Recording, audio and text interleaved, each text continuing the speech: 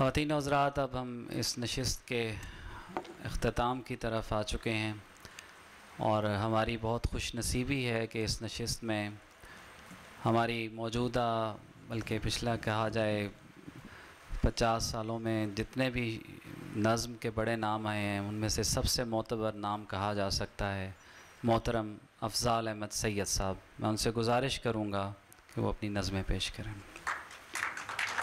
اس اینٹ کو بھول جانا چاہیے جس کے نیچے ہمارے گھر کی چابی ہے، جو ایک خواب میں ٹوٹ گیا۔ واہ واہ۔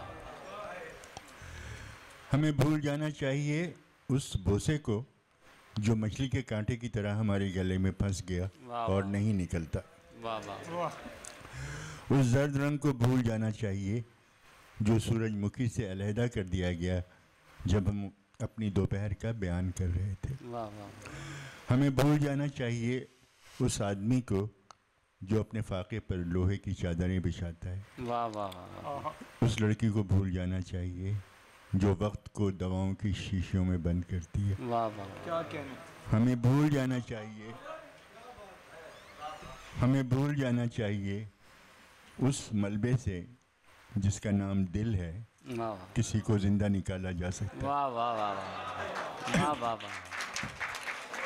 ہمیں بھول جانا چاہیے، ہمیں کچھ لفظوں کو بالکل بھول جانا چاہیے، مثلاً بنی نوع انسان۔ کیا کہنا، کیا کہنا۔ ایک اور نظم ہے جس کا عنوان ہے ہمارا قومی درخت۔ ہمارا قومی درخت۔ سفید یاسمین کے بجائے ہم کیکر کو اپنی شناخت قرار دیتے ہیں،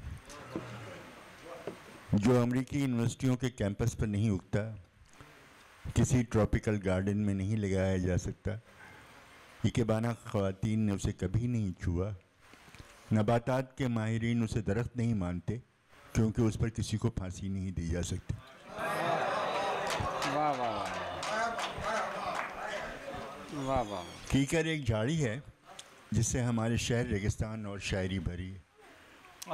کانٹوں سے بھرا ہوا کیکر ہمیں بہت پسند ہے، جس نے ہماری مٹی کو بحیرہ عرب میں جانے سے روکا۔ واہ واہ واہ واہ واہ واہ۔ زال صاحب اور سنائیے نظم۔ جتنی دیر میں ایک روٹی پکے گی، واہ واہ۔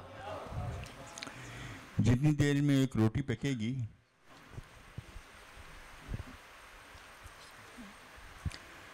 جتنی دیر میں ایک روٹی پکے گی میں تمہارے لیے ایک گیت لکھ چکا ہوں گا۔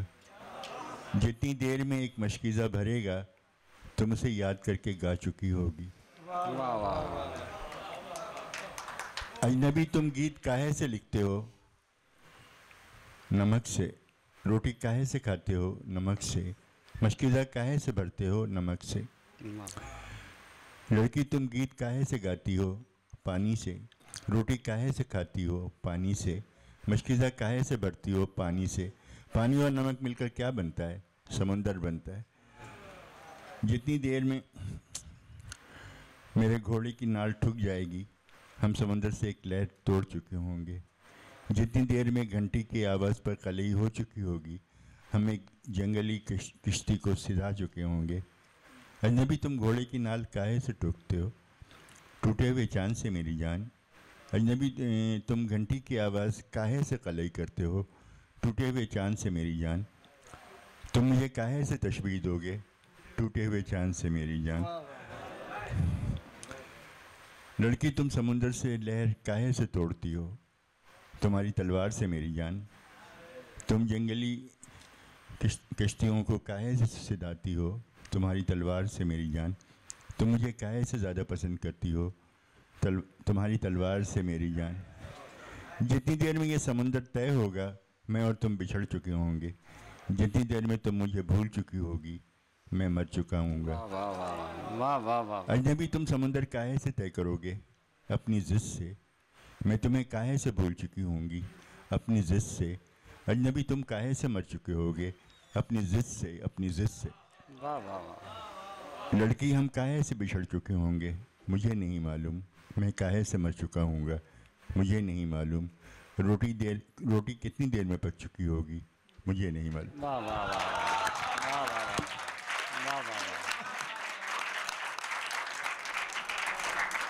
ایک نظم افضال صاحب، سب دوستوں کی گزارش ہے کہ ایک اور نظم. ہاں.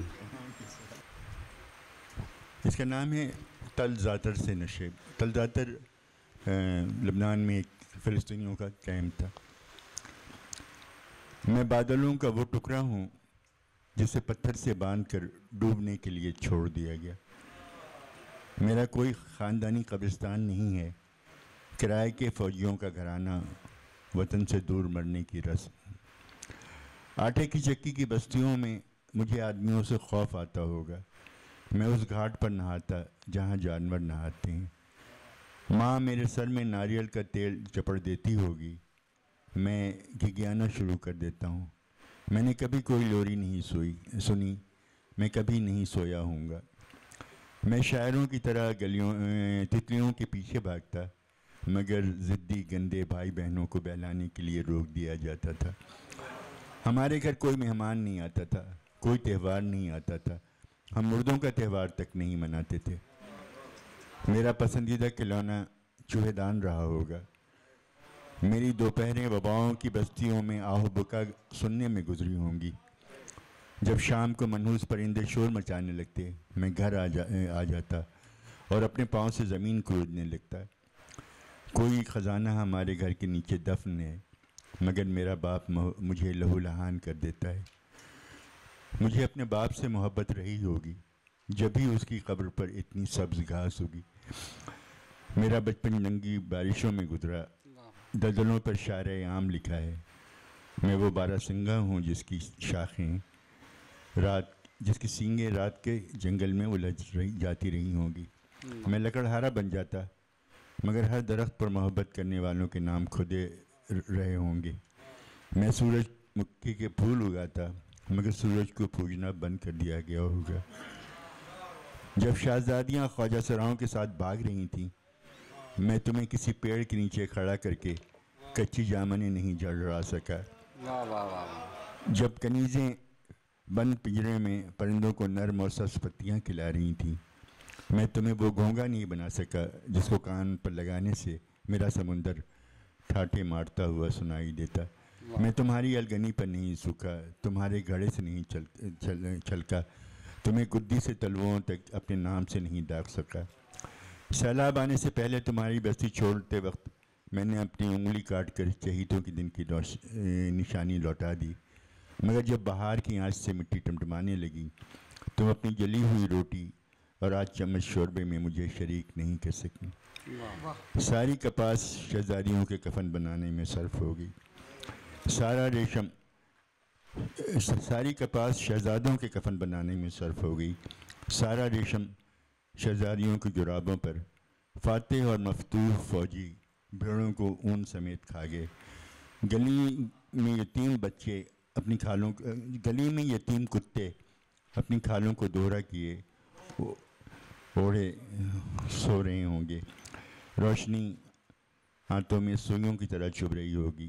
گزشتہ سال کے تمام دنوں کو ایک ہی قبر میں سلاتے ہوئے غلطی سے نئے سال کا پہلا دن بھی دفن کر دیا گیا.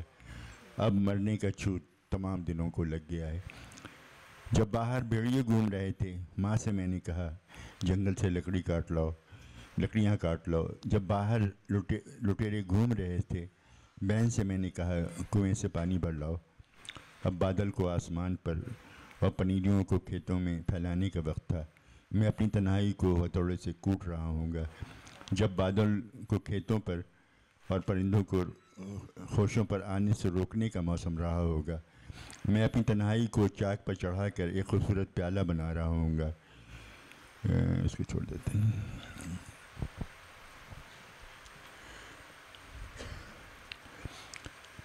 یہاں آخری چاند آسمان پہ شہد کا چھتا ہے. میں اسے ریچھ بادلوں کے حملے سے بچانے جا رہا ہوں. میرے نیزے روشنی سے تیز چلتے ہیں. بادل میری کشتیوں کے بادبان ہیں. میری توپیں سورج داغتی ہیں. سمندر سرکشی پہ آمادہ ہے. میں اسے ہواؤں کے گھوڑوں سے جوتنے والا ہوں. روشنی جو اس شہر کے کھمبوں پر سرنگوں ہے، میں اسے کوڑے مار مار کر اوپر بھیجوں گا.